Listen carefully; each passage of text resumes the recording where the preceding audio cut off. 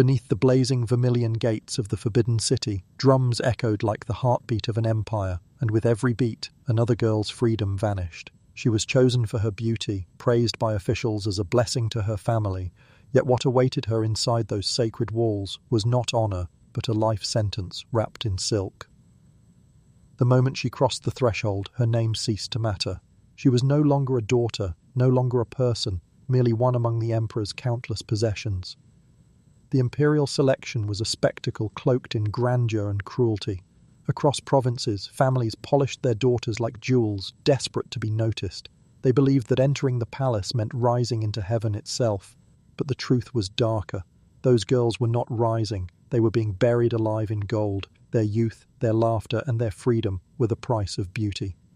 Inside the Forbidden City, the air shimmered with both splendor and silence. Gigantic marble lions guarded every gate. Eunuchs bowed with faces downcast, and behind the screens of carved wood waited a world of invisible suffering. The newly chosen concubine would be led through endless corridors to her quarters, beautiful yet suffocating chambers that glowed with gold but felt colder than stone.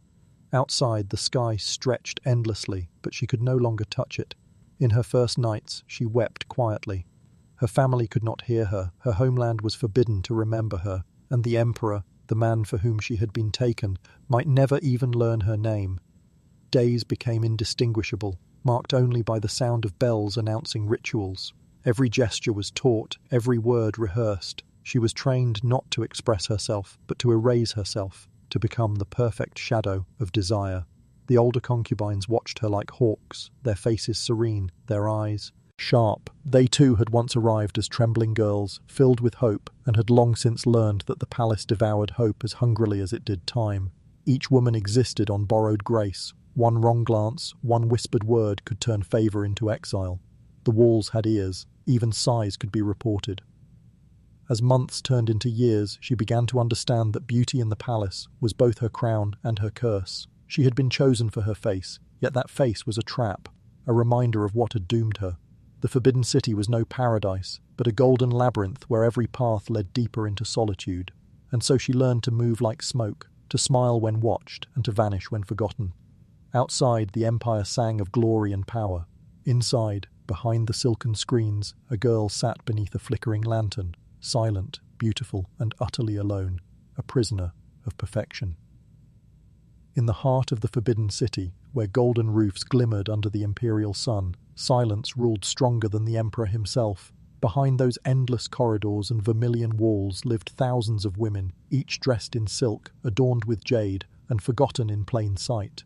They were the Emperor's concubines, living together yet utterly alone, trapped in a palace that overflowed with people, but starved for love. Every morning began the same way, the echo of footsteps on marble, the faint rustle of silk, the low murmurs of attendants reciting their duties.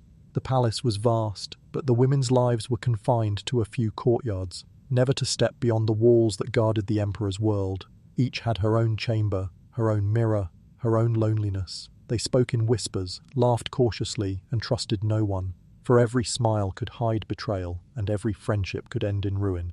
Among them were the ambitious, the broken, and the forgotten.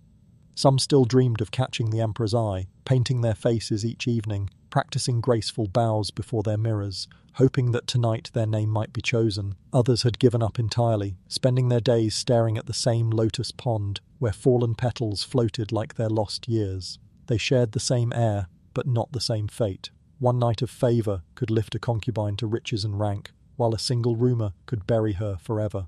The palace was said to be full of beauty, yet it was haunted by silence. Thousands of women waited for the same man, but only a handful would ever touch his hand or hear his voice. The Emperor's affection was like the moon, distant, cold, and shining only on a few. The rest lived in its shadow, where time slowed and youth faded unseen. They found company only in memories. Some whispered poems to the night sky, some embroidered patterns that no one would ever see, and some carved their secret sorrows into the wooden pillars of their rooms. Every corridor held echoes of women who once dreamed of glory and ended in quiet despair. Even laughter, when it came, sounded fragile, like glass about to break, and yet, within this ocean of despair, competition never ceased. The harem's hierarchy kept them divided, each woman measuring her worth against another's fall. a word from a higher-ranked consort, could decide who ate delicacies and who starved. Beauty, once their blessing, became their only weapon. As years passed, faces changed, but the cycle never ended. New girls arrived with shining eyes, unaware that they were stepping into the same endless loneliness. The palace of thousands remained a kingdom of ghosts, where women lived surrounded by luxury, yet their hearts beat unheard. They were the forgotten music of the empire, silent beneath the roar of power. In the Forbidden City, even among the emperor's women, the world was divided by rank. The harem was not simply a collection of beauties. It was a meticulously crafted ladder of power, each rung sharp enough to wound. The empress stood at the top, radiant yet burdened, while beneath her stretched a hierarchy of consorts, noble ladies, and lesser concubines. Every title came with privileges, and every privilege came with fear. The emperor might rule the empire, but within the walls of the inner palace, it was the hierarchy that ruled them all. From the moment a girl entered, her place was marked: how many servants she could command, how fine her robes would be, how close her quarters lay to the emperor's chambers. Even the number of candles allowed in her room at night was decided by her status. For those at the bottom, darkness was not just the absence of light, it was the shape of their existence. The empress was called the mother of the nation, yet she lived under constant scrutiny. One misstep, one moment of jealousy, and whispers could erode her throne. Below her, the consorts plotted and smiled, offering gifts and poems to please the emperor, while secretly aligning themselves with eunuchs, ministers, or fortune-tellers who could tip destiny in their favour. Every gesture was strategy, every word a weapon. Among the lower ranks, life was crueler still. The youngest concubines waited endlessly for the emperor's summons, rehearsing greetings that might never be spoken. They bowed to women barely older than themselves, obeying without hesitation. Even to raise their eyes at the wrong time was considered arrogance. Some concubines lived for decades without ever being noticed, their youth fading as they served tea to others who once shared their dreams. Punishments came silently. A careless remark could mean demotion. A rumour of disrespect could mean being banished. To the cold palace, an isolated wing where forgotten women lived and died in silence. It was said that no one who entered the cold palace ever returned to favour. Its walls echoed with the sighs of those who had fallen from grace, reminders to every woman still standing of how far they could fall. But even among such cruelty, ambition burned bright. Some women mastered the game, using wit instead of beauty, patience instead of pride. They studied the emperor's moods, the politics of the court, and even the stars above to predict their moments of opportunity, for a single night of favour could elevate them beyond imagination. And so, beneath the silken ceremony, the harem became a quiet battleground. One fought not with swords but with smiles. Every bow hid suspicion, every compliment carried venom. The hierarchy was a cage, but also a ladder, and every woman, no matter how low, dreamed of climbing it, even if she had to step on another's heart to do so. The night in the Imperial palace did not belong to dreams, it belonged to ritual. When dusk fell and lanterns flickered across the courtyards, the emperor's bedchamber became a stage of silent anticipation. In distant rooms, hundreds of concubines waited in trembling stillness, their hearts beating to the rhythm of footsteps echoing down polished corridors. For them, a single night's choice could decide a lifetime, and that choice was not made by love, but by the cold, impersonal hands of eunuchs. Each evening, a senior eunuch entered the hall of selection carrying a tray of small ivory tags, each engraved with a concubine's name. The emperor would glance at the tray as though it meant nothing, yet every decision was absolute. With a flick of his finger, he might grant one woman fortune and doom another to years of obscurity. Some nights he picked by whim, some nights by superstition, and some nights not at all. And as the eunuchs noted his choices, the fate of lives was sealed in silence. The chosen woman's preparation was not romance, it was ceremony. Servants bathed hard. In fragrant water, brushed her hair until it shone like ink, and wrapped her naked body in a silk quilt. She was not allowed to walk to the emperor. She was carried, cradled like a fragile offering, by eunuchs who had long forgotten the meaning of tenderness. Her face had to remain calm, her eyes lowered, her body hidden beneath layers of ritual and shame. When she entered the emperor's chamber, she was not seen as a person, only as beauty summoned to serve the empire's godlike ruler. Words were forbidden. She could not speak unless spoken to, could not move unless commanded. And when the night ended, the eunuchs would return, lifting her once more in silence, carrying her back to her room as though she were a piece of porcelain returned to its shelf. Morning brought no memory, no promise, no warmth. If she had pleased the emperor, she might be summoned again. If not, she would wait, days, months, or forever. For many, that single night was both the peak and the end of their existence. Some never saw him again, yet their entire worth was measured by that brief, voiceless encounter. The cruelest part was not the waiting, it was the hope. Every evening, women prepared themselves as if tonight might be the night their lives would change, only to hear the eunuchs pass by their doors. The sound of fading footsteps was the cruelest rejection, repeated again and again. In a world ruled by power and ritual, intimacy became another act of politics, and in that cold, perfumed darkness the emperor slept peacefully, while hundreds of women lay awake staring into the shadows, waiting for a choice that might never come. Walls have ears, and in the Imperial palace that was no metaphor. Every corridor, every courtyard, every breath a concubine took was observed, recorded, and judged. Privacy was a luxury forbidden to women who belonged to the emperor. From the moment they entered the harem, their lives ceased to be their own. They lived beneath watchful eyes that never blinked. Eunuchs, attendants, spies, and rivals, all listening, all waiting for a single slip that could end a life. In the mornings, maids reported their mistresses' moods. At meals, every bite was noted. Even the tone of their laughter could spark suspicion. If a concubine seemed too happy, rumours whispered that she had found secret favour. If she seemed too sad, whispers claimed she resented the emperor. There was no safe emotion, no safe silence. Their faces became masks, always calm, always graceful, always unreadable. Letters from home were read before reaching them. Some were burned before being delivered. A concubine's family could write nothing that might suggest longing or grief. To the outside world, she was honoured and blessed, living in splendour, though in truth her days were filled with invisible chains. Many never learned that their parents had died, that their siblings had married, or that their homes no longer stood. Even friendship was dangerous. The palace was a hive of secrets where every confidant could turn informant. Concubines spoke in half-sentences, eyes darting toward the shadows before whispering a word. Sometimes the very eunuch who poured their tea was the one who reported their size to higher ranks. Some women tried to rebel in small ways, hiding forbidden poetry, sketching memories of their hometowns, whispering prayers into the night.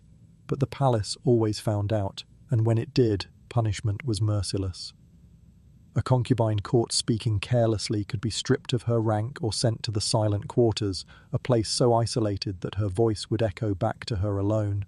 Some disappeared entirely, their names erased from records as though they had never lived. To survive, they learned the art of self-erasure. They spoke softly, smiled carefully, and even trained their hearts to feel nothing. They became experts in pretending not to notice the spies in the doorway, pretending not to care that their every move was dictated by unseen hands. And yet, despite the suffocating vigilance, small rebellions endured. A stolen glance at the sky, a whispered verse of poetry, a secret tear at night. These were their last fragments of humanity, hidden in plain sight. The emperor's palace gleamed like paradise to the world outside, but within its walls, even the wind felt like a spy.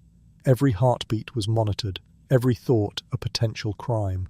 And so the concubines lived, elegant and silent, caged birds who dared not sing.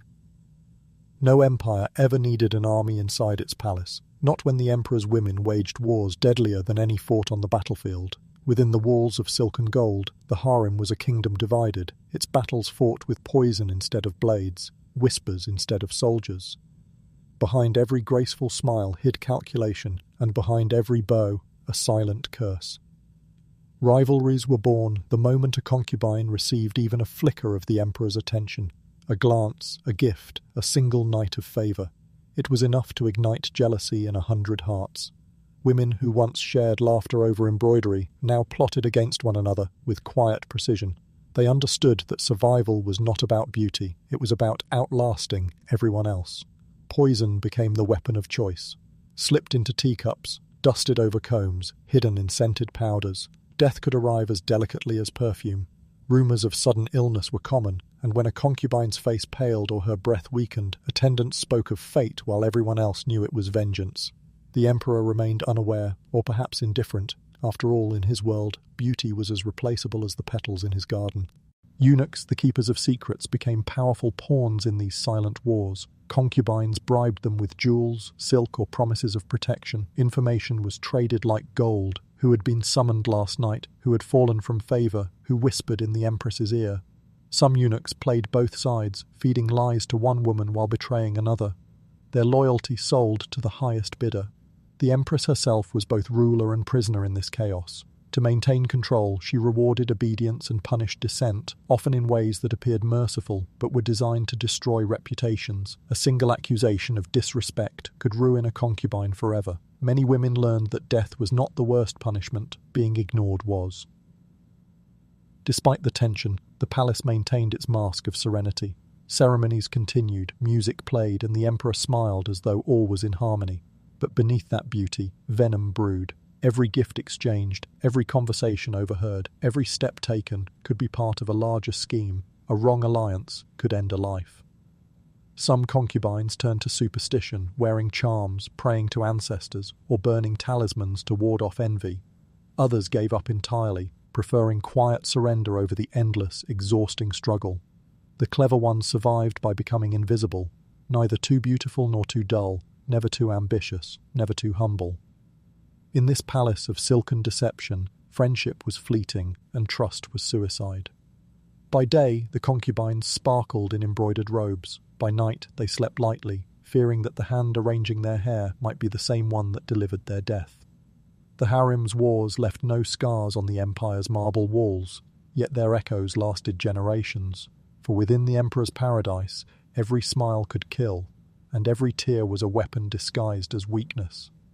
To give bold towards cause. Birth to the emperor's child was said to be the highest honor a woman could achieve, yet inside the palace it was also the most dangerous curse.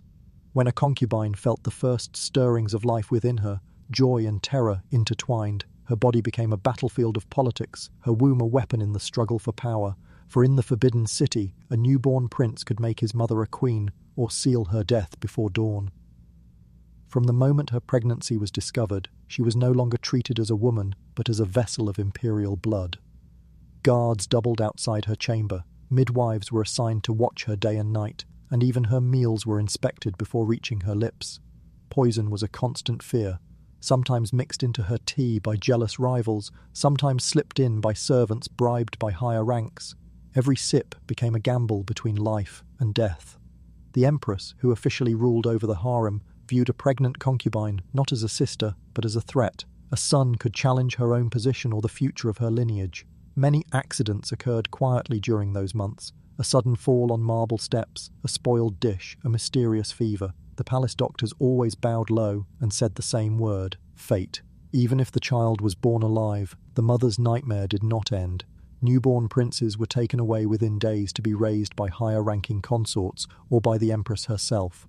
The real mother was forbidden to see him, to speak his name, or even to touch his clothes. Her only reward for giving the emperor an heir was the ache of separation and the fear that her son might be used as a pawn in palace schemes. If the child grew favoured by the emperor, danger multiplied. Other women, desperate to protect their own children's futures, plotted against the mother and child alike. A single rumour that she had bragged, that she had shown pride, though that she had tried to influence the emperor, could destroy them both. In some dynasties, concubines who bore sons for a deceased emperor were forced to take poison to prevent them from interfering in politics. Their children were left to grow up motherless, guarded but unloved. For many, motherhood in the palace was not joy, but grief disguised in silk. Behind the smiles painted on their faces, their hearts carried a fear deeper than any exile could bring. They had given life, yet in doing so, risked their own. And so the women of the inner court learned to hide their happiness. They whispered prayers over their bellies, kept their faces expressionless when congratulated, and wept only when alone. To bear a son for the emperor was to hold power for a moment, and then to pay for it with silence, sorrow, or blood. Death in the imperial court did not set the concubines free. It only changed the shape of their prison. When the emperor's final breath left his body, mourning bells rang across the empire. But for the women of his harem, the sound was not of grief, it was of doom. Their fate, tied to his life, was sealed in the moment his eyes closed. The ruler of all under heaven was gone, and with him vanished their only reason to exist. As the palace filled with cries of ritual mourning, the concubines' world turned to ashes. They were stripped of their silks, wrapped in coarse robes, and ordered to kneel for hours before the emperor's spirit tablet. Those who had once competed for his attention now wept together, not from love, but from terror.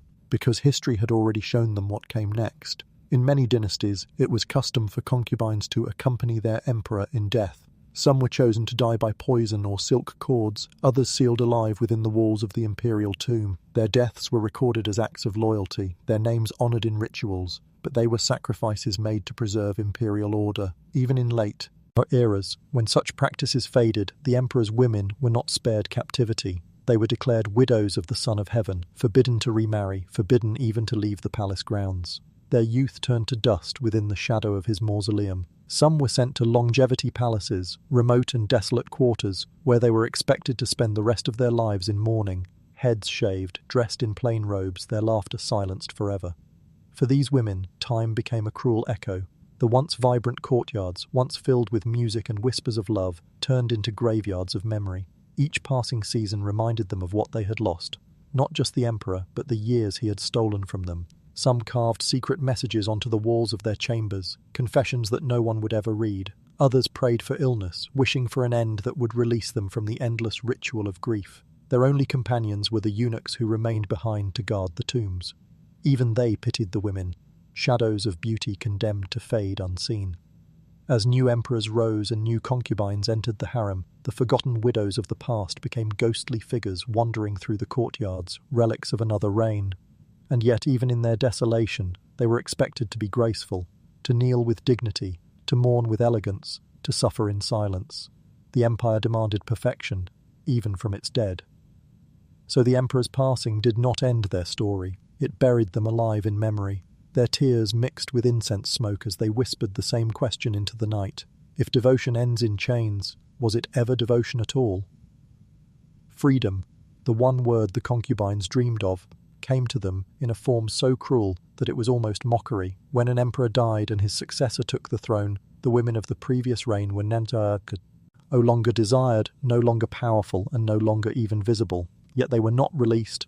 The empire did not allow its secrets to walk beyond the palace gates. So the women who had once lived in luxury were sent to the quiet palaces, silent, decaying quarters hidden deep within the forbidden city, where forgotten concubines lived out the rest of their days as ghosts among the living.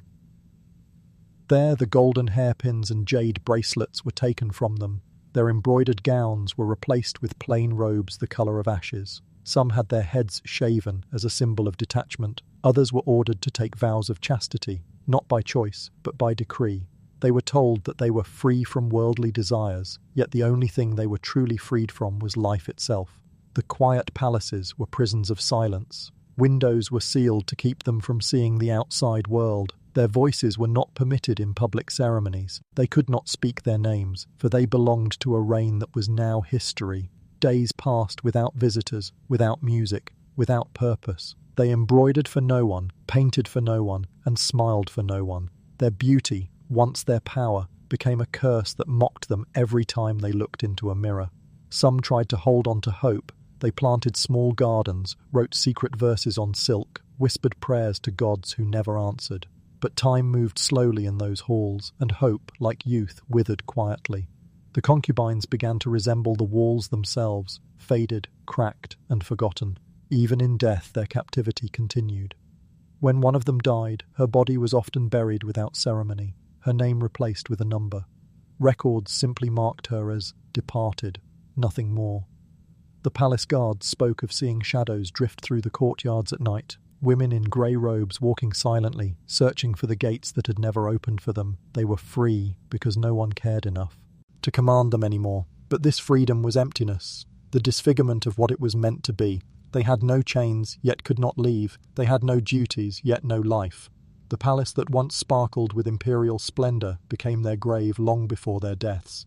And so they waited, not for love, not for redemption, but for oblivion. Their faces faded from memory, their names erased from history, their souls lingering between life and legend. The empire moved on without them, but the walls remembered, and within those walls the faintest whisper still echoes through time, the sound of women who were promised glory and given only silence. Golden roofs once caught the morning sun above their heads, casting rays that glittered like eternity. But for the concubines who lived beneath them, eternity was the cruelest punishment.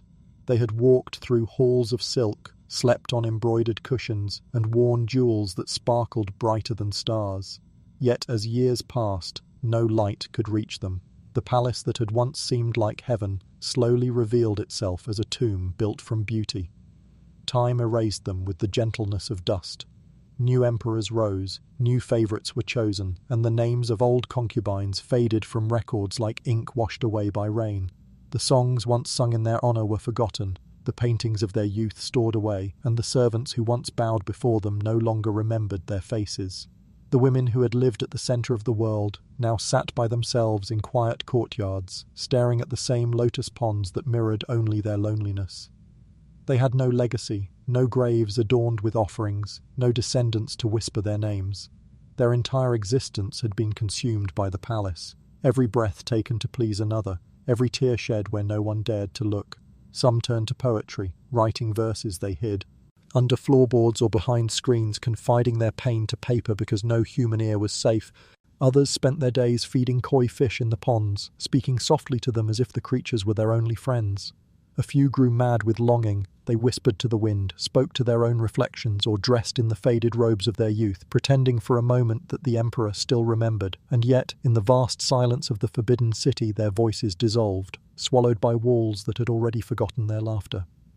The empire outside continued its march through centuries, oblivious to the ghosts it had left behind. Scholars wrote of emperors and wars, of victories and dynasties, but never of the women who had lived and died unseen behind its golden veil. The concubines became myths, fragments of rumours, fleeting names in old documents, their pain disguised beneath poetry and elegance. In the end, that was the cruelest truth. They had lived surrounded by splendour, yet perished in invisibility. Their jewels outlasted their names, their beauty outlived their memory. History celebrated the glory of emperors, but not the cost at which it was built. And so the palace stands even now, silent, magnificent, eternal. Tourists marvel at its beauty, unaware that beneath the layers of gold and marble lie the echoes of thousands of unseen lives. Their footsteps pass over the same stones where the concubines once walked, unaware that those stones remember every sigh, every tear, every dream that died behind those vermilion doors. The empire called them blessed, history called them forgotten, but in truth they were something far more tragic. Women buried alive in splendour,